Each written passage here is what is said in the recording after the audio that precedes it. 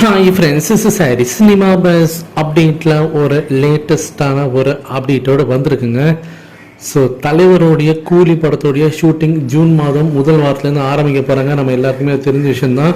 So தலைவர் இப்போ அபுதாபியில் பார்த்தினாக்கா போய்ட்டு ஸ்டே பண்ணியிருக்காரு. ஸோ ரெஸ்ட் எடுத்துருக்காரு. ஸோ வேட்டையன் படத்தோடைய ஷூட்டிங் முடிஞ்சதுனால இன்னொரு பக்கம் லோகேஷ் கனகராஜ் பார்த்தினாக்கா தூக்கமே இல்லாமல் ரெஸ்ட்டே இல்லாமல் வேலை செஞ்சுருக்காரு. ஸோ படத்தை வந்து கரெக்டாக அந்த ஆன் ஷெடியூலில் ஆரம்பித்து படத்தை பார்க்காம முடிக்கணும். ஸோ தான் வந்து பார்த்தீங்கன்னாக்கா அந்த லியோ படத்தோடைய அது ரிலீஸுக்கு அப்புறமேட்டா நிறைய விமர்சனங்கள் வந்தது. எப்படியாவது வந்து அதை கடந்து வரணும். ஸோ இந்த படத்தில் நமக்கு ஒரு பதிலடி கொடுக்கணும். அதுவும் தலைவர் வச்சு ஒரு பணம் எடுக்கிறோம், 1000 கோடி கொடுக்கறதுக்கு நிறைய வாய்ப்புகள் இருக்குது. இதை நம்ம கரெக்டாக யூட்டிலைஸ் பண்ணிக்கணும். இந்த படத்துக்கு அந்த பொட்டன்ஷியல் இருக்கும்போது நம்ம யூஸ் பண்ணிக்கணும். ஏன்னா பட்ஜெட்டை பொறுத்த வரைக்கும் எந்த விதமான ஒரு கட்டுப்பாட்டும் இல்லை. சன் பிக்சர்ஸ் முழு சுதந்திரம் கொடுத்துட்டாங்க. ஸோ அப்படி இருக்கும்போது கேஸ்ட்லாம் பக்காவாக போடணும் அப்படின்றதுல அவர் வந்து தீவிரமாக இறங்கியிருக்காரு. அதில் முக்கியமான விஷயம் பார்த்தீங்கன்னா பாலிவுட்லேருந்து ஒரு முக்கியமான ஸ்டார் வந்து நடிப்பார் அப்படின்றது நம்ம ஏற்கனவே சொல்லியிருந்ததான். ஃபர்ஸ்ட் ஷாருக் கான் கிட்ட கேட்டிருந்தாங்க. அவர் வந்து என்ன சொல்லிட்டாருன்னா, நான் வந்து இப்போ கேமியோ ரோல் பண்ணுறதை நிறுத்திட்டேன். ஏன்னா நான் நிறைய படங்கள் சமீபத்தில் கேமியோ ரோல் பண்ணிட்டேன்.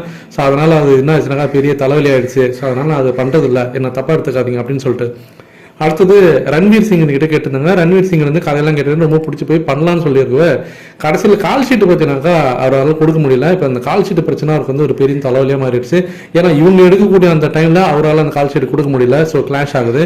ஸோ அதனால் வேறு வழி இல்லாமல் அவரும் பார்த்தீங்கன்னாக்கா இந்த படத்துலேருந்து இப்போ விலகிட்டதாக இப்போ தகவல் வந்திருக்குங்க. ஆனால் லோகேஷ் கனகராஜ் வரதா இல்லை, ஒரு வெயிட்டான பார்ட்டி எப்படியோ பிடிச்சி போட்டுருணும் பாலிவுட்லேருந்து அப்படின்னு சொல்லிட்டு இப்போ மீண்டும் பார்த்தீங்கன்னாக்கா தேடுதல் வேட்டையாக அவர் மீண்டும் ஆரம்பிச்சிருக்காரு.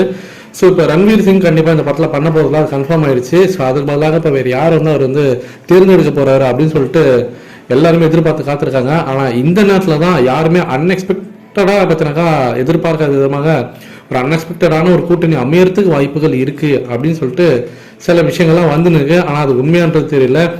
என்ன அப்படின்னு பார்க்கும்போது சல்மான் கான் இந்த படத்தில் வந்து நடிக்கிறதுக்கு வாய்ப்புகள் இருக்குது. அந்த கேரக்டரில் அவர்கிட்டயும் ஒரு பேச்சுவார்த்தை போயின்னு தான் இருக்குது அப்படின்ற மாதிரி சொல்கிறாங்க. எந்த அளவுக்கு உண்மைன்றது தெரியல. ஸோ வெயிட் பண்ணி பார்ப்போம். இன்கேஸ் சல்மான் கான் நடிச்சார்னா பயங்கரமான ஒரு ரீச் இருக்கும் பாலிவுட்டில்.